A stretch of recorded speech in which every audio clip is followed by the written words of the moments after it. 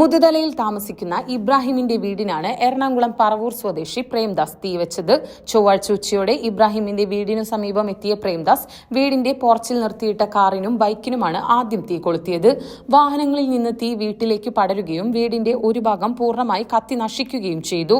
സംഭവ സമയത്ത് വീട്ടിലുണ്ടായിരുന്ന ഇബ്രാഹിമിന്റെ ഭാര്യയും 2 മക്കളും പിറകുവശത്തെ വാതിലിലൂടെ പുറത്തേക്ക് ഓടി രക്ഷപ്പെടുകയായിരുന്നു.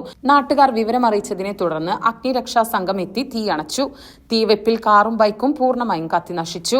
സംഭവ സ്ഥലത്ത് വെച്ച് തന്നെ പ്രേംദാസ് കയ്യിൽ സൂക്ഷിച്ച കത്തി ഉപയോഗിച്ച് ആത്മഹത്യയ്ക്ക് ശ്രമിക്കുകയും ചെയ്തു. ഇയാളെ ഗുരുതര പരിക്കുകളോടെ ആശുപത്രിയിൽ പ്രവേശിപ്പിച്ചു.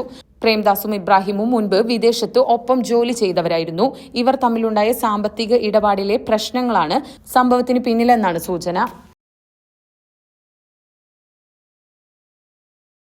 നിങ്ങളുടെ വിവിധ തരം അസുഖങ്ങൾക്കുള്ള എല്ലാവിധ ആയുർവേദ ചികിത്സയ്ക്കും പുറമെ ശാരീരിക സുഖത്തിനും പുനരുജ്ജീവനത്തിനും ആരോഗ്യ സംരക്ഷണത്തിനും ആവശ്യമായ ആയുർവേദ പരിചരണം ലഭിക്കുന്നൊരിടം വളാഞ്ചേരി കുളമംഗലത്ത് സ്ഥിതി ചെയ്യുന്ന wellness Ayush Ayurveda hospital resort.